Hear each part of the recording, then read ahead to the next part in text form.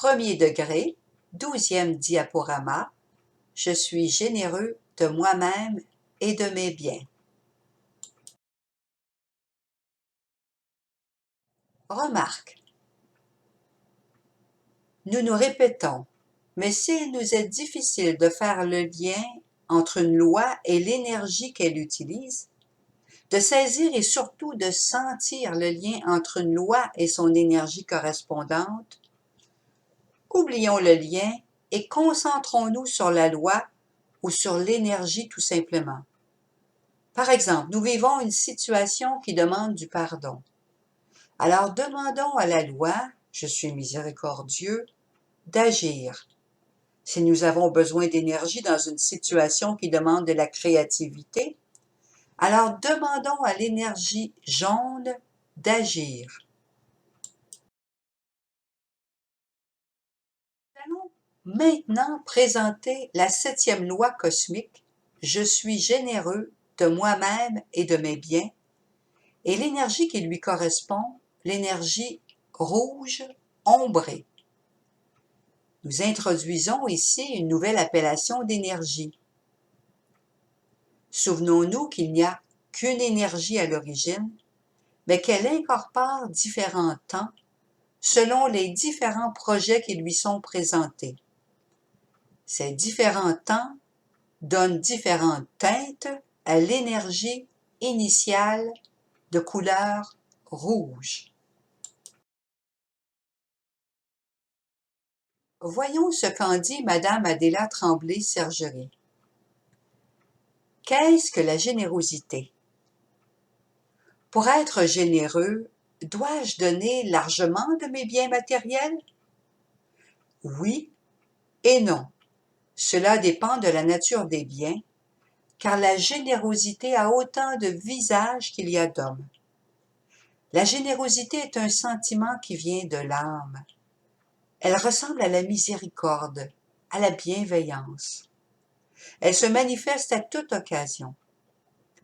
La générosité se montre dans la main qui se tend pour souhaiter la bienvenue à l'autre. Le geste est spontané et chaleureux. La poignée de main est ferme et un sourire heureux l'accompagne.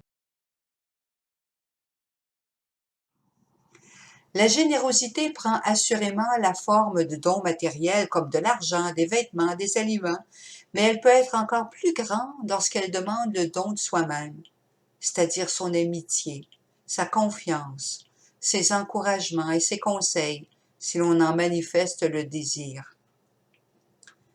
La générosité n'est pas juste un réflexe naturel, c'est celle qui fait vraiment évoluer.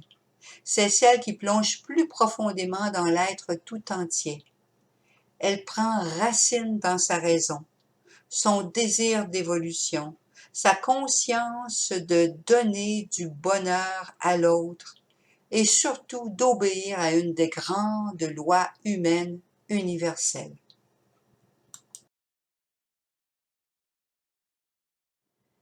La générosité donne une clarté d'esprit qui voit tout ce qui peut être fait pour aider autrui. L'homme généreux prend toutes les occasions de se rapprocher psychiquement ou spirituellement des autres. L'homme généreux est celui qui s'ouvre à l'intelligence des autres. Il donne de son temps, de ses attentions, de son intelligence, de son sourire, de ses paroles réconfortantes, et puis presque en dernier lieu, de ses biens. La générosité consciente et voulue est un marchepied efficace pour monter dans l'immense échelle de l'évolution de notre personnalité à destinée éternelle.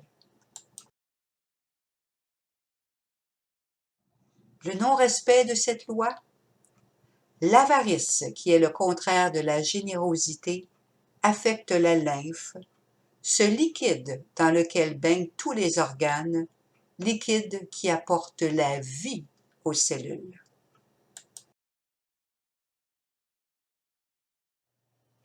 La 7e loi, je suis généreux de moi-même et de mes biens. se manifeste concrètement à travers l'énergie rouge ombrée.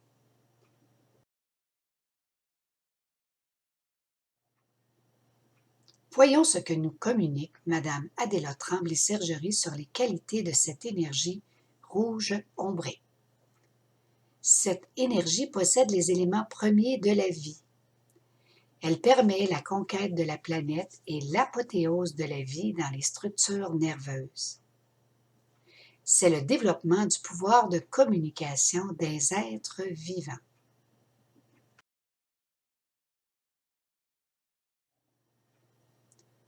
L'énergie rouge ombrée est celle de la santé, du dynamisme vital.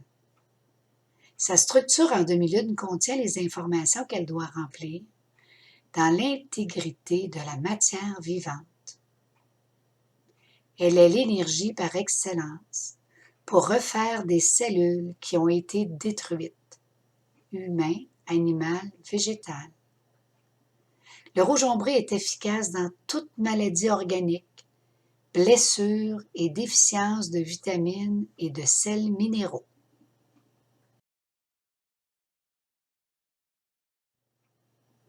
L'énergie rouge ombrée sert également à ralentir les vibrations de l'énergie rouge.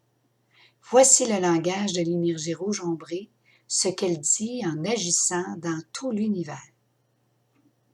Je suis une énergie composée d'énergie rouge, dans laquelle on a mis du temps. Je suis donc rouge ombré, et je matérialise à longueur de siècle les plans des êtres intelligents. J'ajoute à l'énergie simple des vibrations au ralenti. Je répète donc tout au long de ma route, je matérialise la pensée des hommes.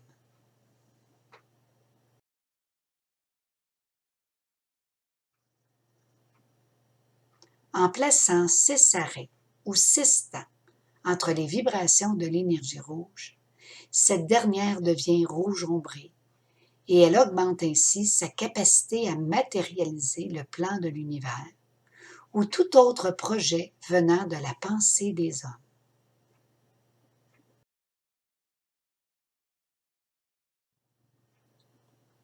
Si nous avons besoin des qualités de l'énergie rouge ombrée, il suffit de porter du rouge ombré.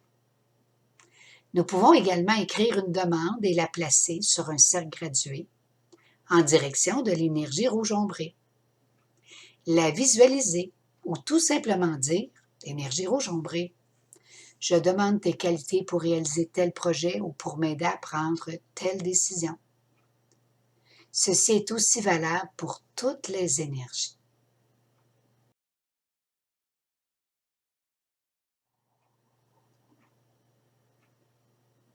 L'importance de la répétition. Il vous est suggéré dans les diaporamas de répéter à haute voix les lois. Pourquoi répéter un code, une phrase, un programme? Parce que c'est la façon la plus rapide et la plus facile d'inscrire un nouveau comportement, de nous libérer des codes contraires aux lois qui sont inscrits tant dans l'esprit que dans le subconscient, d'affirmer consciemment, pour soi, à soi, ce que l'on désire réaliser concrètement.